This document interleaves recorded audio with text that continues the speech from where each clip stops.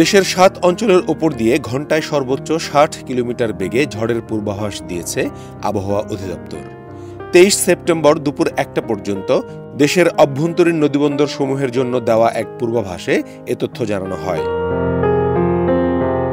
এতে বলা হয়েছে, খুলনা, বরিশাল, পটুয়াখালী, নোয়াখালী, কুমিল্লা, চট্টগ্রাম এবং কক্সবাজারের অঞ্চলসমূহের ওপর দিয়ে দক্ষিণ অথবা দক্ষিণ পূর্ব দিক থেকে ঘণ্টায় ৪৫ থেকে ৬০ কিলোমিটার বেগে অস্থায়ীভাবে দমকা অথবা ঝড়ো হাওয়া সহ বৃষ্টি অথবা বজ্রসহ বৃষ্টি হতে পারে।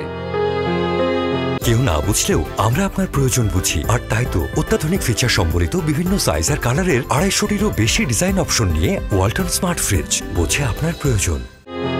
এছাড়া এই ১৫ জেলার নদীবন্দর সমূহকে ১ নম্বর সতর্কতা সংকেত দেখাতে বলা হয়েছে।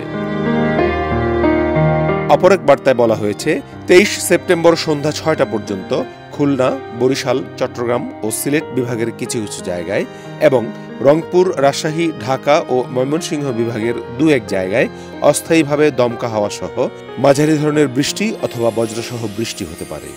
সেই সঙ্গে একই সময়ে দেশের কোথাও কোথাও মাঝারি ধরনের ভারী বৃষ্টিপাতও হতে পারে। আবহাওয়া অধিদপ্তর জানিয়েছে, বর্তমানে রাজশাহী, কুড়িগ্রাম ও টাঙ্গাইল জেলার উপর দিয়ে মৃদু তাপ প্রবাহ বইছে। আগামী ২৪ ঘণ্টায় তা প্রশমিত হতে পারে। পাশাপাশি এ সময় সারা দেশে দিন ও রাতের তাপমাত্রা প্রায় অপরিবর্তিত থাকতে পারে। রাজবংশী শুভ্র, দেশ রূপান্তর।